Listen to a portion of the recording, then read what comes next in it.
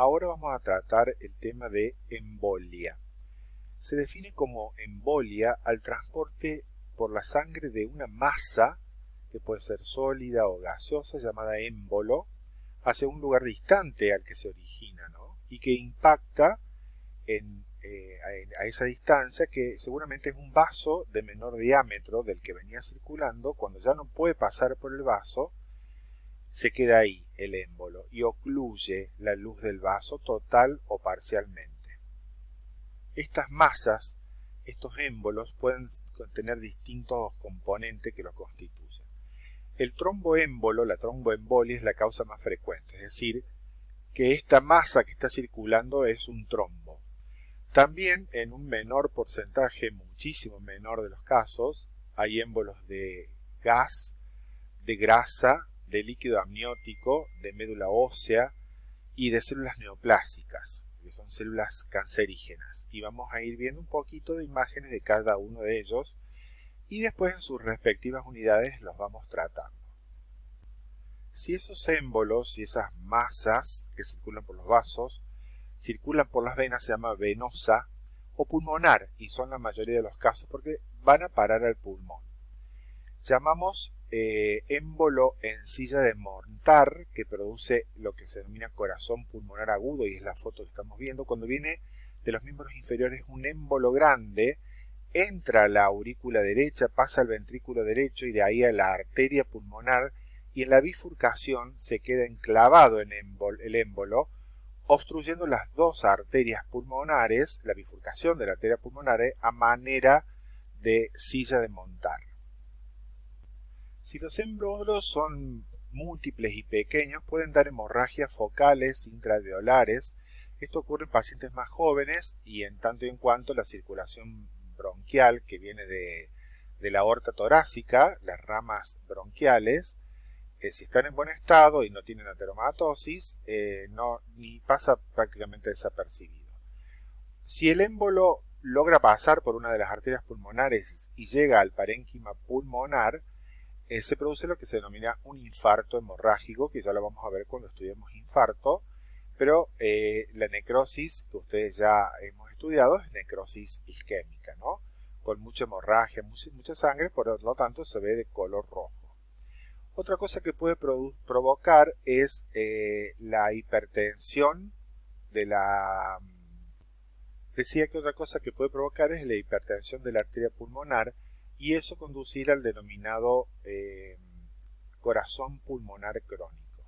Es decir, un problema en el corazón derecho, en el ventrículo derecho, originado por una patología pulmonar, en este caso múltiples trombos pueden ser, que produzcan como fenómeno fisiopatogénico la hipertensión de la arteria pulmonar. Es decir, este aumento de la presión en la arteria pulmonar implica que el corazón derecho tenga que hacer mayor fuerza para enviar la sangre y por lo tanto se torna hipertrófico y después insuficiente. A eso le llamamos corazón pulmonar crónico. Y la embolia paradójica o cruzada, que es muy rara, es cuando el émbolo viene por la aurícula derecha, pasa al ventrículo derecho y no va por la arteria pulmonar, sino que como hay una anomalía congénita que puede ser una comunicación interventricular, es decir, un agujero que comunique los dos ventrículos, el émbolo se va al ventrículo izquierdo y de ahí sale a la circulación general. Es decir, lo paradójico es que pase de la circulación venosa a la circulación pulmonar y vaya a parar, por ejemplo, a los miembros inferiores en vez de pulmón. Eso es una rareza.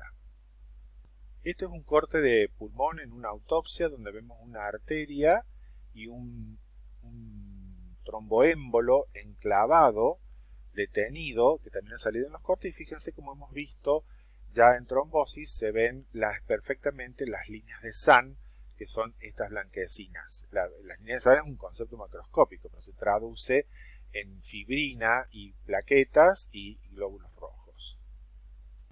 La otra es la embolia arterial o de la gran circulación, es un 5% solamente, es decir que la tromboembolia es mucho más frecuente en las venas que en las arterias. Estos trombos se originan en la aorta o en las ramas de la aorta con placas de ateroma que se han complicado con trombosis, tienen los trombos adheridos, o en corazones que han tenido lesiones como infartos o insuficiencias valvulares y se han dilatado.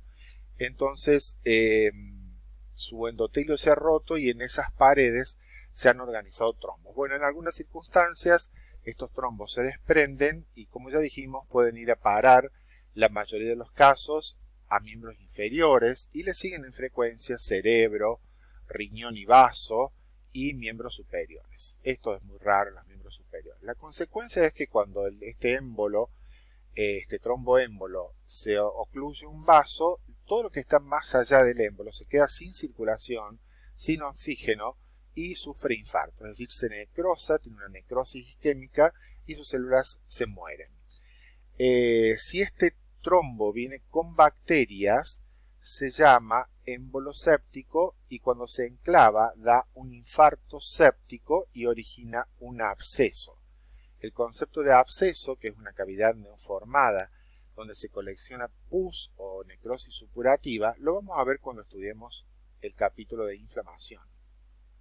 La embolia grasa es mucho más rara, ocurre en accidentes automovilísticos, en fracturas de médula ósea o cuando pacientes queremos, por ejemplo, hacerles reanimación cardiopulmonar y le hacemos presión muy fuerte en el esternón, pueden desprenderse fragmentitos de médula ósea y que cuando son mayores a 20 micras impactan en el pulmón y si son menores atraviesan el pulmón y van a la circulación general y no pasa nada si son muy pequeños, pueden encontrarse en las necropsias, pero si ocurre en forma masiva por accidentes severos y hay muchas fracturas, se llama síndrome del émbolo graso y puede ser un cuadro de extrema gravedad y el paciente morirse, pero en general no son las causas de muerte de los pacientes accidentados.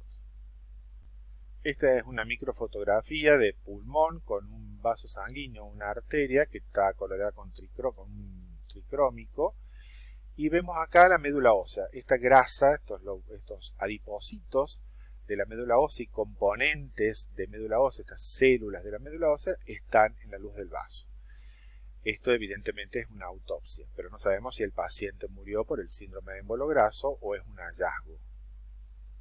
La embolia de líquido amniótico es un cuadro grave, es decir, cuando entra a la circulación materna componentes de líquido amniótico. Ocurre cada 80.000 partos, es decir, es una rareza y tiene una alta mortalidad. ¿Cómo son los partos? Son dificultosos, pueden ser en mamás que tienen de avanzada edad o que ha tenido muchos hijos o en un feto muerto y retenido.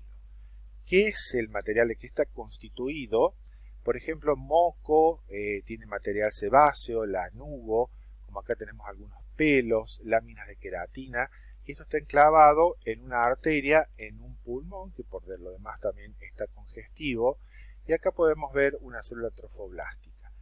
Este fenómeno desencadena un cuadro que se llama coagulación intravascular diseminada, que son microtrombos que se ocurren en la pequeña circulación en todo el cuerpo, en los riñones, en los pulmones, en el sistema nervioso y produce la muerte del paciente.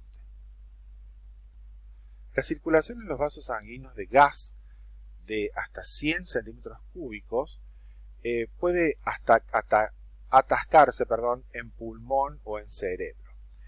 Es muy grave, dando un cuadro de dificultad respiratoria, de convulsiones y el paciente finalmente entra en coma. Es la enfermedad que frecuentemente se produce en los buzos, por eso un buzo que se introduce en las grandes profundidades del mar, por ejemplo, cuando sale no lo puede hacer en forma vertical y en forma abrupta, sino que tiene que ir haciéndolo paulatinamente y en forma más o menos oblicua hacia la superficie. ¿Por qué? Porque su sangre se empieza a llenar de burbujas porque hay una descompresión rápida y todas estas burbujas pueden ir a parar a los pulmones, al cerebro, al intersticio. Muchos buzos cuando salen a la superficie que han experimentado esta descompresión brusca tienen dolores articulares, dolores musculares, entonces son introducidos en cámaras hiperbáricas donde se los somete a alta presión y se le va quitando la presión hasta a igualarlo a la presión atmosférica y de esta manera puede mejorar su estado de salud. Esta imagen es solo para mostrarle un cerebro muy congestionado y en este vaso sanguíneo hay aire, como se ve ustedes. Como ven ustedes, es muy transparente porque tiene aire en su interior, no tiene sangre. Cuando estudiemos cáncer, vamos a ver que las células neoplásicas, que son las que conforman un tumor, un cáncer, pueden invadir. Eso significa que se pueden meter, crecer, invadir los tejidos vecinos, invadir las paredes de los vasos, de las venas, principalmente de las arterias, de los linfáticos. Y, por ejemplo, acá tenemos un grupo de células en pulmón que ha crecido y se ha metido en este vaso sanguíneo. Entonces, un fragmento de esto o la totalidad se puede desprender y viajar a distancia y originar un foco de metástasis, ¿no? Si bien la mayoría de las células que entran al torrente sanguíneo son destruidas por el sistema mononuclear fagocítico, eso es un mecanismo inmunológico que vamos a estudiar cuando estudiemos neoplasias, algunas neoplasias son altamente metastatizantes y a veces debutan con un cuadro de metástasis. Todo eso lo vamos a estudiar en la unidad correspondiente. Pero sepan que dentro de los vasos sanguíneos o de los vasos linfáticos pueden circular células malignas, células neoplásicas y producir metástasis a distancia. Esta es la última diapositiva. Esto es un émbolo que es atascado en tejido pulmonar, muy necrosado, que tiene colonias de bacterias y ha originado un infarto séptico. Esto es un émbolo séptico y se ha originado un infarto séptico lleno de colonias de bacterias. Esto puede provenir de una vegetación, de una endocarditis bacteriana, una colonización por bacterias en las válvulas cardíacas, que se desprenden y originan émbolos sépticos a distintas partes de la economía. Lo vamos a estudiar en la unidad de corazón.